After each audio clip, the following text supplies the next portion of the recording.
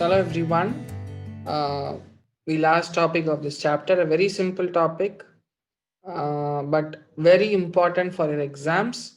Almost every year we get a question from this. Okay, so usually endocrine we get around 3 to 4 questions, out of which one question will be definitely from mechanism of action of hormones.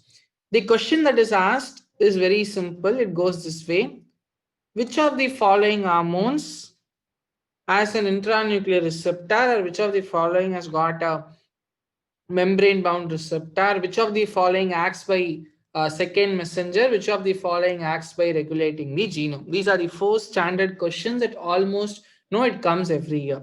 So for which you just have to know the basic thing, that what are the hormones that are water soluble and the hormones that are lipid soluble. If you know this, you can answer all those 4 questions that I told. So, water soluble hormones, if you take almost all your protein hormones and your amino acid derivatives. So, when I say protein and amino acid derivative hormones, I talk about almost everything: insulin, glucagon, all your hypothalamic and your pituitary hormones, and then epinephrine. So, epinephrine is an amino acid derivative. So almost all the hormones, okay, insulin, glucagon, hypothalamic and pituitary hormones, FSH, LH, all those will come under protein hormones. What you need to know is lipid soluble, because the list is limited. One is your steroidal hormones, estrogen, progesterone, steroidal hormones. Another one is thyroid hormones, iodothyroid like T3, T4, all that. These are some examples of lipid soluble hormones. So know these two, so that apart from this, if any other hormone is being listed in your question, that will definitely be a water soluble hormone. So steroidal hormones, what are the examples for steroidal hormones? As I mentioned, it is estrogen and then progesterone. Estrogen, progesterone, and thyroid hormones. All these are your lipid soluble hormones. So how these are going to function now? So if you first let us talk about lipid soluble hormones. See, basic concept is every hormone has got a receptor. So I have spoke about it in glucose homeostasis also. So say suppose this is your target cell. On its surface or inside, depending on what hormone it is going to be acted upon, we have got a receptor. So the first basic step towards action of an hormone is formation of hormone receptor complex. Right? So this hormone receptor complex is a common step for both. Whatever be it the hormone, we are going to have an hormone receptor complex. So the question that comes here is the location of receptor. So if it is going to be a water soluble receptor, it has got water soluble hormones, it has got an extracellular receptor. If it is a lipid soluble hormone, it has got an intracellular receptor. So when I say intracellular, can either be in the cytoplasm or it can be in the nucleus. Okay, so now what you need to know here is just one point with respect to your intracytoplasmic or intranuclear, it is intracellular receptor. The action is going to be accomplished by intervening with the genome. Okay, so this complex, it is bind to the receptor sites on the chromatid and activates mRNA transcription. So your lipid soluble hormones that has got an intracellular receptor, it is going to accomplish the function or its action by activating the genome, that is your mRNA transcription factors. So what are the lipid soluble hormones I told just now? So your steroidal hormones like your progesterone and the estrogen, and then iodothyronins, right? So it is right again, so that you get no this point fixed in your mind. So steroidal hormones and then iodothyronin.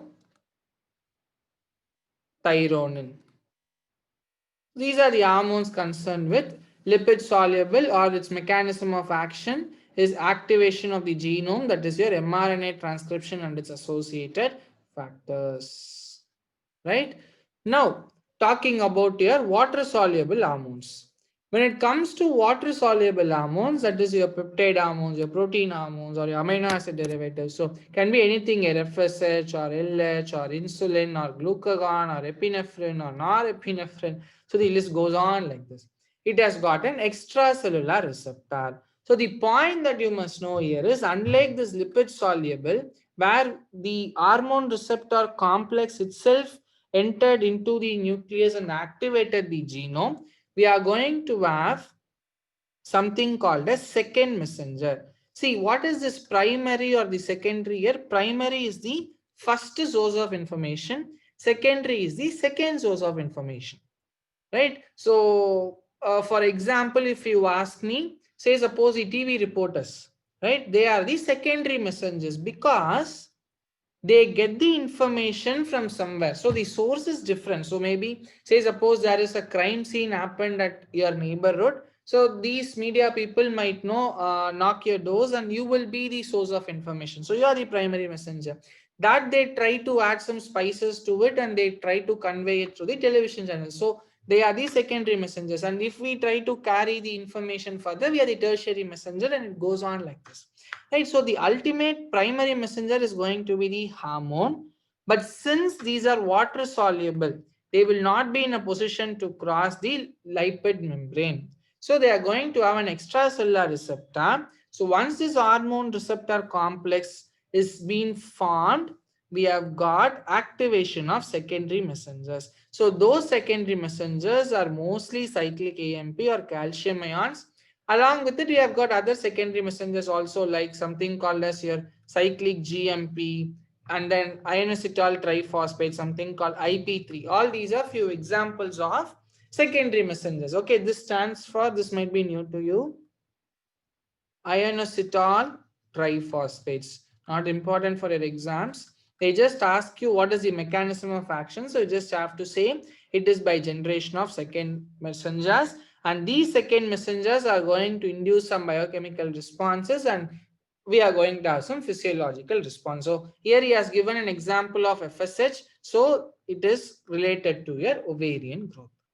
So the common step, be it either your water soluble or your lipid soluble, the first common step is the formation of the hormone receptor complex. So this receptor can either be extracellular or it can be an intracellular receptor. So in which cases it is extracellular and intracellular we have seen. And if it is an extracellular, there is going to be activation of secondary messengers. So for which we have seen few examples like a cyclic AMP, cyclic GMP, and then your calcium ions. And here it directly binds to the genome and it is going to activate mRNA transcription. So ultimately, for your exams, you just have to carry the examples of lipid soluble and water soluble. Again, I'll mention it here so that if you just take these points in your notes or in your textbook, it will be useful. So here, lipid soluble or steroid hormones, thyroid hormones, right? So this is the concept that you need to take with respect to your mechanism of action of hormones. So definite question, DQ, which means definite question. So please try to know the examples. Thank you.